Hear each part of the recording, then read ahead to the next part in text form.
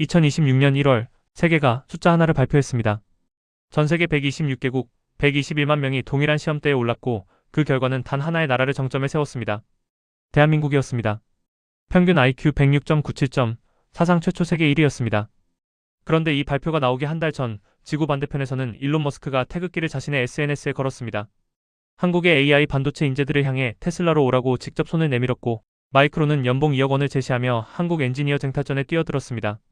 엔비디아, 구글, 아마존이 동시에 같은 방향을 바라보고 있었으니 그들이 바라본 곳은 모두 한국이었습니다. 숫자 하나와 손짓 하나가 세계에 같은 말을 하고 있었습니다. 이 나라의 두뇌가 지금 뭔가를 만들어내고 있다고. 이번 조사는 스웨덴의 국제 IQ 테스트 기관이 2018년부터 운영해온 공신력 있는 플랫폼에서 진행됐습니다. 문화적 편향을 최소화한 레이븐 행렬 검사, 즉 언어나 교육 수준에 관계없이 순수한 패턴 인식과 비언어적 추론 능력만을 측정하는 방식이었습니다. 한국은 전년도 106.43점에서 106.97점으로 0.54포인트 상승하며 처음으로 정상에 올랐습니다. 229만 명이 응시한 중국은 107.19에서 106.48로 오히려 내려앉으며 2위에 머물렀고 일본이 106.3점으로 3위를 기록하면서 동아시아 3국이 세계 1위, 3위를 나란히 점령했습니다. 세계 평균이 100점임을 감안하면 한국의 106.97은 단순한 1위가 아니라 인류지능 분포의 최상단에 위치한다는 의미입니다. 그런데 여기서 한 가지 질문이 생깁니다.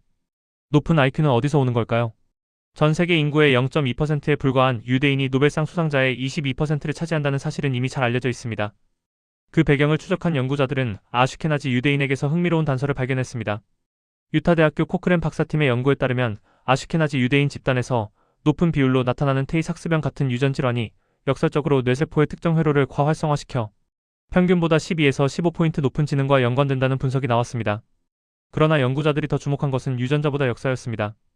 수천 년간 땅도 나라도 없이 쫓기며 살아온 민족, 그들에게 교육은 선택이 아니라 생존 그 자체였습니다. 어디서든 빼앗길 수 없는 것은 머릿속에 든 것뿐이었기에 공부는 목숨줄이었고 지식은 무기였습니다. 수백 년의 압박이 문화에 새겨지고 문화가 유전자와 뒤섞이며 세대를 거듭할수록 두뇌는 단단해졌습니다. 한국의 역사는 유대인의 그것과 닮아 있습니다. 35년간 나라를 빼앗겼고 해방되자마자 전쟁이 터졌으며 1950년대 한국의 1인당 국민소득은 지금의 가나, 에티오피아 수준이었습니다. 서울의 절반이 잿더미가 된 그 폐허에서 부모들이 선택한 것은 자식의 교육이었습니다. 가진 것을 모두 팔아서라도 학교에 보냈고 굶으면서도 책값은 마련했습니다.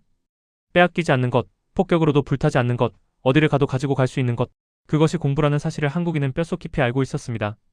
미국 연구에 따르면 아시아계 학생들은 학년이 올라갈수록 백인 학생보다 학업 성취 속도가 빠르게 상승하는데 연구자들은 그 배경으로 고난의 역사가 만들어낸 교육에 대한 집념을 꼽았습니다.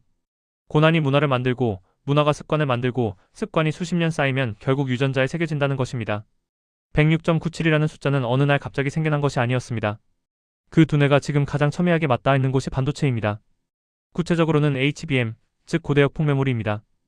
AI가 인간의 언어를 이해하고 추론하려면 엄청난 양의 데이터를 극도로 빠르게 처리해야 하는데 그 연산이 일어나는 순간 데이터를 쏟아 넣어주는 핵심 부품이 바로 HBM입니다. 전문가들은 HBM을 AI 인프라의 전략적 초크포인트라고 부릅니다. 이 부품이 없으면 엔비디아의 AI 가속기도 구글의 데이터 센터도 멈춥니다. 그 HBM 시장에서 SK하이닉스의 점유율은 62%입니다. 엔비디아 공급 기준으로는 63%를 독점하고 있으며 삼성전자까지 합산하면 한국 두 회사가 전 세계 HBM 물량의 80% 이상을 쥐고 있습니다. 차세대 제품인 HBM4로 넘어가면 그 비율은 90%를 넘어섭니다.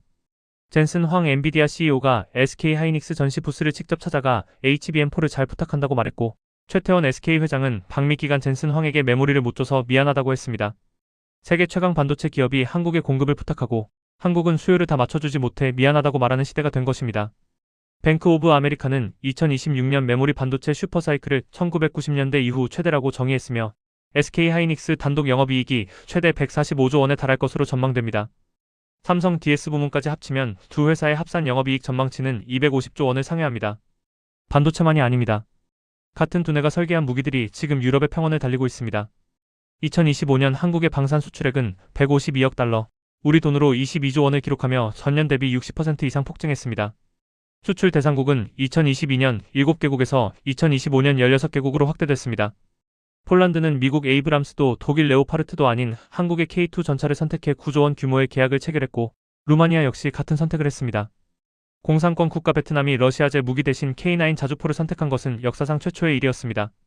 페루에서는 K2 전차 54대와 장갑차 141대, 약 2조 9천억 원 규모의 중남미 역대 최대 계약이 체결됐습니다. K9 자주포는 이미 세계 11개국이 도입하며 사실상 글로벌 표준 무기 지위를 획득했습니다. 스웨덴 스톡홀름 국제평화연구소 집계에 따르면 유럽 나토 회원국들의 무기 수입에서 한국산 비중은 8.6%로 미국에 이어 세계 2위입니다. 군사력 평가에서 한국은 영국, 프랑스, 일본을 제치고 세계 5위를 수성했습니다. 방산 수출 세계 9위였던 나라가 4위 진입을 목전에 두고 있습니다. 무기와 반도체만이 아닙니다. 2024년 한강이 노벨문학상을 받았습니다. 같은 해 서울대 백민경 교수가 단백질 구조 예측 AI 알파폴드2의 핵심 논문 제1저자로 노벨화학상 수상팀에 이름을 올렸습니다. 마이크로 RNA 연구의 세계적 권위자 김빛내리 교수, 면역학의 신희철 교수, 혈관생물학의 고규현 교수는 현재 노벨 과학상 유력 후보로 거론되고 있습니다. 전 세계 연구직과 공학자의 평균 IQ는 116에서 130 구간에 분포하며 수학자와 물리학자는 그보다 더 높은 최상위 구간에 집중됩니다. 한국의 반도체 연구원들, 방산 설계자들, 그리고 노벨상 후보들은 바로 그 구간의 사람들입니다. 106.97점. 그 숫자는 시험지에서 나온 것이 아닙니다. 빼앗기고 불태워지고 굶으면서도 책을 놓지 않았던 수십 년의 시간이 만들어낸 숫자입니다. 유대인이 유랑 속에서 두뇌를 갈았듯 한국인은 폐허 위에서 두뇌를 벼렸습니다. 그리고 그 두뇌는 지금 세계 AI의 핵심 부품을 쥐고 있고 유럽의 전선에 무기를 공급하고 있으며 노벨상 시상대에 오르고 있습니다.